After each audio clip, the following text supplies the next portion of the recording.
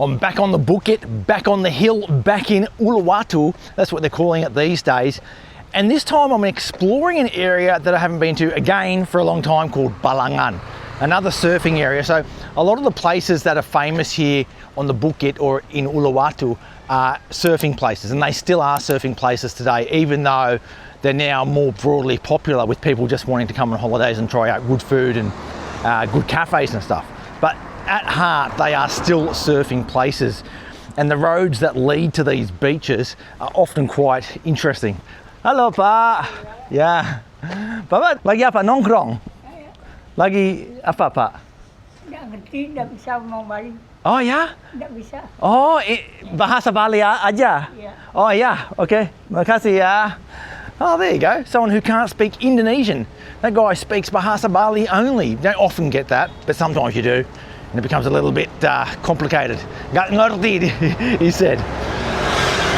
All right, be careful along here. The conventional wisdom is that you walk on the opposite side of the road to which the traffic is flowing. But I don't know, I always feel that in Indonesia, if you do the things that you would do in your home country, somehow it makes it worse. I don't know. I probably should cross over the road. I think that would be smart, but I don't know. I always find that in Indonesia it's just always a little bit different. Something. Oh, nice little warung. Hello. Oh, loving it around here. So this is the road down to Pantai Balangan, and last time I was here, I know it was a lot different to what it is now. So when I came down here in 2010, I was actually coming down writing guidebooks. So I used to write guidebooks back in the day, and I came down here to take a look around basically. So I had a pretty good feel of it back in the day, but it's been so long now I've forgotten it all. But one thing I do remember, I remember there were little surfer shacks actually on the beach down there that you could rent, and they were very basic, very basic. They were basically for surfers to just hang out at, get a bed and a nasi goreng, and get up the next morning and surf. And they were 50,000 rupiah, quite basic. You did get some water down there so you'd have a shower, but not much else. They were just bamboo shacks, and not even a fan. I don't think they had electricity. But I believe over the years those structures have all disappeared. I don't know if they were torn down or not, because I saw a photo recently that looked like there were a heap of structures still on the beach. So maybe the old ones got torn down and the new ones got put up. Oh, I don't know. But even though it's a little bit rural down here, you do have the odd little bar or cafe like that, a place called Grasshopper. So the thing is, around here, I'm feeling straight off that it's nowhere near as booming, busy, or as developed as places like Padang, which, and Bingin, which are really quite different these days. This still feels a little bit, I don't know, a little bit rural still. I like it. It's funny, I say Bingin because that's the way the Indonesians probably would say it. But like if you're saying that in an English accent or like an Aussie accent, you just say Bingin, wouldn't you? Probably the same as Balangan, or like I say Balangan, because that's probably the way that you should say it if you're saying it with an Indonesian accent. But I reckon most people are just probably saying Balangan, aren't they? That's what you say, isn't it? Balangan? Balangan. I don't know. I'm going to say Balangan. One thing I notice a lot of up here in the Bukit is that there are a lot of trucks carting fresh water. And I think that's because people aren't able to get fresh water from wells. It's just not possible. Either the water's got seawater ingress, or it's just not possible to get water at all, I think. All right, I've got to decide where I'm going now. I feel like right is where I would have gone back in the day, but I'm not sure. Actually, I won't turn up there. I can see a little coffee shop over here. It says tea section. I'll see if that's open. It looks closed. That's unfortunate, because I would like to go to that. Okay, we'll just keep walking down here anyway. Well, that's worse than closed. That's like bangkrut. Maaf, di sini bukan tempat nongkrong. Kita tutup. Tutup total. There you go, it's closed down. Well, that's sad. That's sort of indicative, perhaps, of what's going on along here. Maybe it's not as booming as those other areas. Like, I'm feeling it straight off. That doesn't feel very busy. Never mind though, there's a place across the road called Dapur Balangan. I'm going to go and see what they've got in there.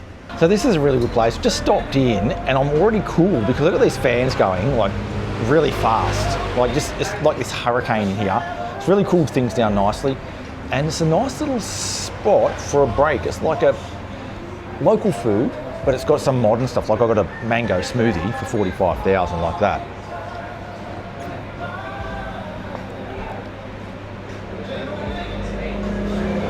And it's good.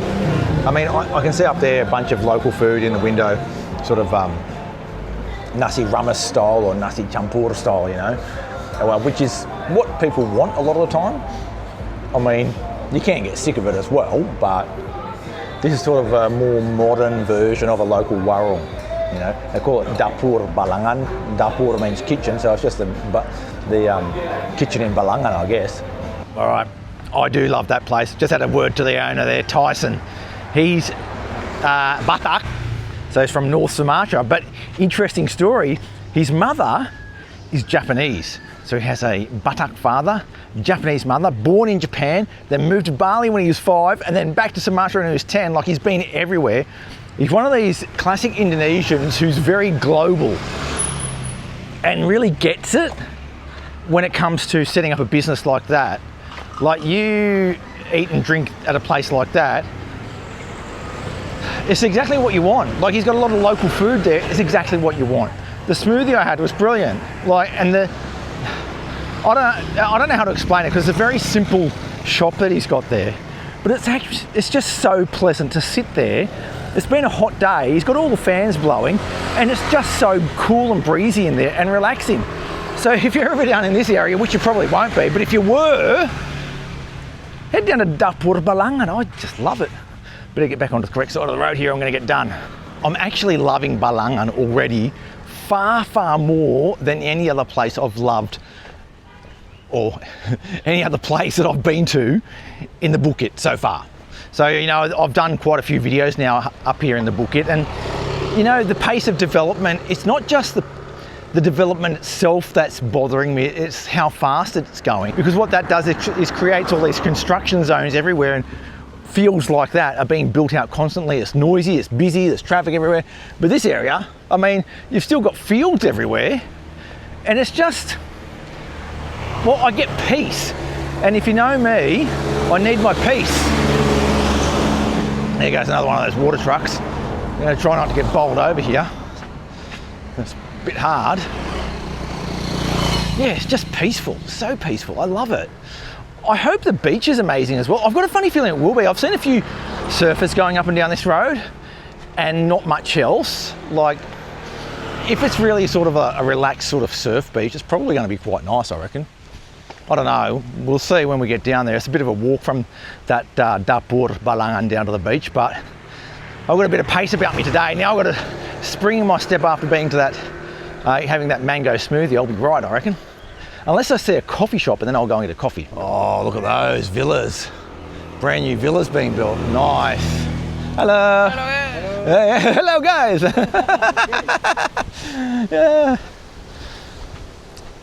Yeah, it's beautiful.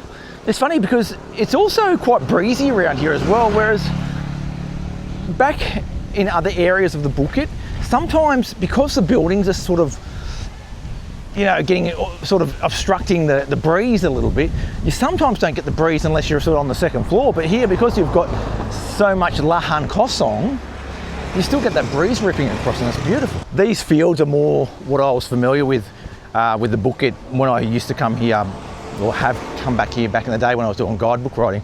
I remember riding a bike or driving one of those little jimneys across those farms like that. You'd go across there, for example, or have to walk across fields like that.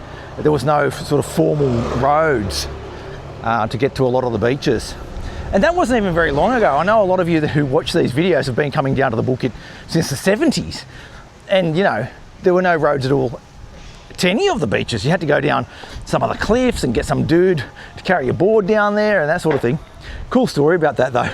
When I was here writing those guidebooks in 2010, I met an American guy down near Uluwatu somewhere. He had a bit of a, I don't know, a cafe. He was a good guy. And he was telling me the story that his friends who are surfers had heaps of friends who were board boys, you know, guys that used to carry their boards down the cliffs, and they'd come back every year. But what would happen, one by one, those board boys would all of a sudden become rich because they'd sell their land, and no longer would they be board boys, but they'd be bosses, and they'd be driving around in these big, Fortuners or whatever it was, and they'd sort of ignore their bule friends because now they were the big bosses. And I thought it was pretty funny. A little bit more about that guidebook writing gig that I used to do. I did that for quite a number of years, I guess, for a guy on a sort of a freelance basis. And I don't know, you sort of didn't do it for the money, because if you were doing it for the money, but much like YouTube actually, if you're doing it for the money, you're sort of not really doing it for the right reasons, because you'd probably get more money by spending that same amount of time stacking shelves at Woolies. And I really mean that. But the good thing about it was that it gave Susan and I, because I sort of continued it after I got married to Susan, so I started before I even met Susan, but continued after that. It sort of gave Susan and I the opportunity to sort of visit a lot of places together that we wouldn't ordinarily visit. The main one that's sort of fresh in my memory with Susan is when we went to Laos together. So we actually spent, I think it was 4 months there, 4 months in Laos. And when you'd open up the Lonely Planet back in the day, and there'd be all these paragraphs of like a town with one paragraph, and you'd be wondering, wonder what that is. Well, I'd have to go to those places, not all of them, but most of those places. So I went to all the remote places that no one would ordinarily go to, because I had heaps of time to do it, and that was part of the job. Well, this is pretty cool. Empty land for the cows. Anyway, getting back to the story, and this guy's waiting for me, is it? Gojek. Kenapa? No. Jalan kaki saja. Terima kasih.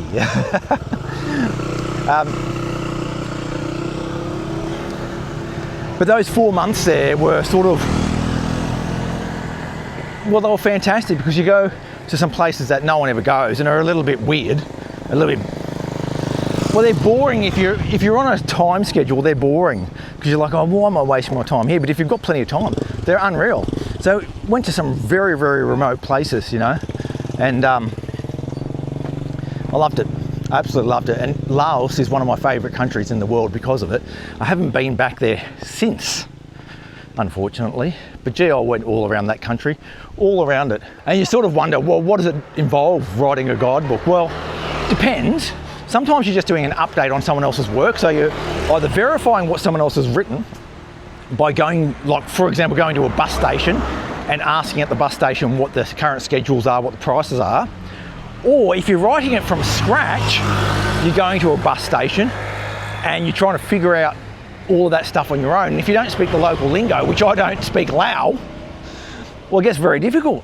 And this is sort of pre Google Translate and all that sort of stuff. I mean, I think I had a smartphone at the time, but I mean, I remember on that trip, I actually fell into the Mekong on a motorbike. So I was on a boat, and the boat was carrying my bike across the Mekong, and I had to ride it off the boat at the other end. And so they put a ramp onto the boat, but there's a little lip. So there's a lip sort of up like that and then down a ramp. So I knew that, like, I'm not stupid, not that stupid, but I'm quite stupid because I fell in the river. So what happened was I rode up, got the front wheel up over the lip, then it crept forward with the front wheel going down the ramp, and I knew the back wheel was now stuck on that back lip, on that lip. So I thought, okay, well, I'll give it some gas, get it over the lip and then go down. So I revved it, I gave it full revs, went ram, lifted my feet. I'm sort of going down towards the beach here. And from my memory, you sort of enter the beach from one end, you enter it from the southern end, and then you can walk right up to the northern end along the beach once you get there. I hope it's the same, otherwise when I get there I'll have no idea what I'm looking at. We'll see. That guidebook writing is actually sort of an example of the sort of stuff that I've done since I stopped working a proper job. When you stop working full time, and I stopped at, I think it was 33 or 34, like, you can't stop forever. You've got to get money again. You're too young to sort of stop forever. and I didn't have a plan, but things sort of worked themselves out, you know. So over the years, I've done bits and pieces all around the place to earn enough money just to live in Indonesia, and that's sort of how I've sort of kept going, to be honest. I mean, I'm never going to be a rich man, but I've got a lot of experiences that are pretty colourful, and I love it. I actually love it more than perhaps owning a really nice house in Australia. Like, that doesn't really interest me so much. And I do feel kind of secure in my financial standing. Like, I don't feel poor, and I don't feel like I'm going to get old and not have any cash. That's the thing that most people sort of think, oh, what happens when you get old? Aren't you going to sort of have nothing? And no, I'm going to have something. I've got money, but it's just not the sort of money that a lot of people have in their minds when they think about retirement. I'm not going to have that sort of money, but you don't need it. You know, you don't need heaps. You just need some. And you know what? I'm still like not that old. Like, I can still go and work in Australia if I need a bit more cash, which I have done over previous years. Like, go and top up the bank account quite easily. It's not a big deal for me. Go and work seasonal work. People who have got more skill than I have can go and do things like FIFO work if they want to, or do contracting or consulting if they've got some office background, or if they're an accountant or whatever. There's so many different things you can do if you want to do it, but you've got to sort of let go of that that fear, I guess it is, the fear of not having enough.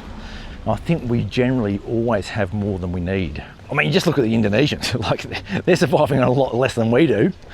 All right, we're getting somewhere now. What have we got here? Looks like, I don't know, some sort of, is it a guest house? It looks like it. Quite a rudimentary guest house. I don't remember that back in the day, but it must have been there because it looks pretty old. It must have been there. Now, this is a Balangan Paradise Hostel. Well, it looks like a good option if you're just here to surf. I'll be brutally honest with you, I'm not even sure that is 16 years old, that place. That might be newer than when I came down, because when I came down here back in the day, this was like a wide, dodgy road going down to the beach, and these buildings definitely weren't here, and this wasn't here, because this has some familiarity to it. What's in there? An old temple that's been destroyed, and then up there on the hill, right? Yeah, so there is some familiarity there. These buildings are newer than 16 years old, but oh, they look like 25 years old. Here we go. So this is Bali's most anticipated multi-use development. And I'm sure, like me, you are highly anticipating this multi-use development. Like, who wrote that? Like, seriously. Like, that does not get me excited at all. Here we go. So the sun's getting lower in the sky. It's now, what time is it? 4:30. I don't know if I'm going to stick around for sunset because it's another couple of hours away. But what I'm seeing are a lot of surfers out there, and not too many waves at the moment. I can see at least 20 or 30 surfers out there. I wonder if I can give you a better view of that. That's one of the problems with the sort of camera I use. It doesn't really zoom very well. I can do that. It's about as best I can do.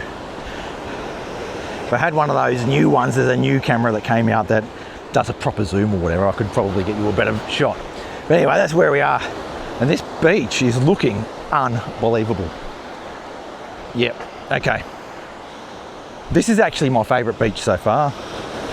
I can't remember it being this good, but it's amazing. Hello.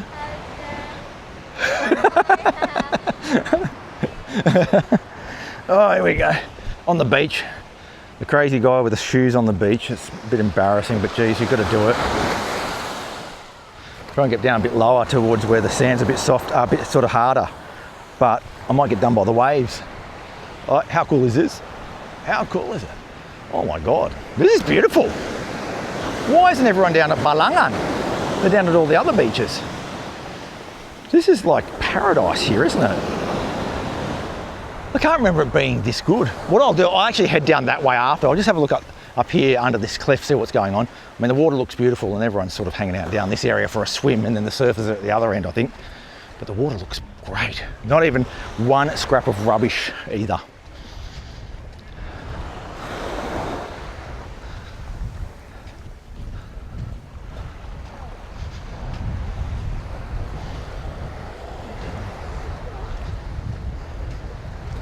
Well, I'm sold on that. Absolutely sold on it.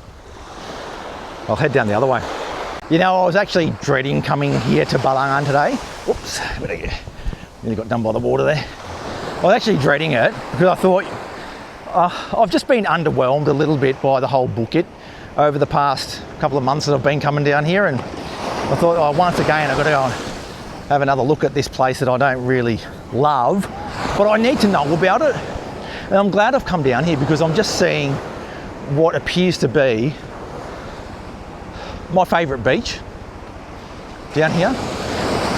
I reckon if you're not a great swimmer, you need to be careful, but you know, put a couple of floaties on, you'll be okay. There aren't that many swimmers out there. They're mainly surfers. Yeah, I guess that's why the swimmers are down that end over there. It's because it's not there's not as many waves. I see a kid over here who's got snorkeling gear on, and you know, you've got your sun lounges over there, you can rent, and you've got your warungs up here. Doesn't look too overdeveloped actually. This is going to be interesting to see.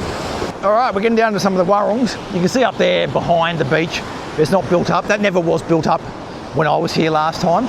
And these warungs were more or less in the same sort of location as they used to be. Whether they're the same structures or not, like I doubt it. I'm sure some of them have been knocked down and replaced or whatever. But they are still quite wooden looking like they used to be, so that's promising. That really is very cool. I love this beach. Look at the shacks up here. You know, just amazing. I think the tide must be coming in. So I've got to be careful here not to get done in the sand down here.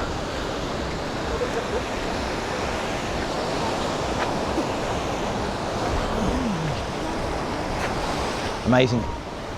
So a lot of surf schools down here, a lot of board rental, and there's a lot of cheap warungs to go and eat at as well. Looks like a perfect place just to hang out anyway, even if you don't surf. But if you're a surfer, for me, especially if you're a beginner, it just looks perfect. Like, yeah, it looks just really nice. Like the waves coming in sort of like that.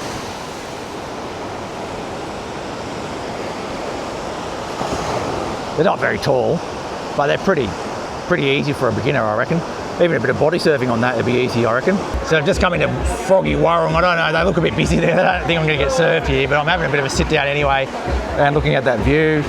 I reckon you could sit here for ages. I mean, it is warm because that sun's beating straight through the gap there, but amazing. The prices at a place like this are still old school prices, like small bintang 35. You know, you can get juices, you can get nasi goreng, mee goreng, all that sort of stuff, real cheap style stuff. This is a place to come, I reckon, Balangan. I love it. Whatever anyone says negative about the Bukit, I mean, just tell them to come here and they will change their mind. Honestly, it's exactly what you want. For me, it's just brilliant. Not that crowded. It doesn't feel really busy. It's not full of all those people who are just here for all the really fancy food and drinks and stuff. So it's still simple warungs, and most people are here to surf. So it has a pretty good feeling about it, and it's a great place for a swim anyway, when you look at it. So as the sun gets lower in the sky here in this idyllic spot on the Bukit in Bali, I have a few thoughts about it. The Bukit is different to what it used to be. Definitely. Balangan stands out, this is from what I can see, as something a little bit different, something that hasn't sort of suffered the consequences of mass tourism. Well, it has, but we're talking about over the last 15 years since I've last come here. It doesn't seem to have suffered the same fate as all of those other beaches. Even the road in hasn't really got that much on it. It's got a few places, but I think it's just a perfect place to come and hang out at the beach. Just look at it. I'm so glad I made the effort to come down here today. I just wasn't going to do it, but now that I'm down here, I absolutely love it. Thanks for coming along for the ride today, and thanks for watching. Make sure you hit that subscribe button to keep up to date with all things Sanur and the rest of Indonesia. I'll catch you next time, and sampai jumpa.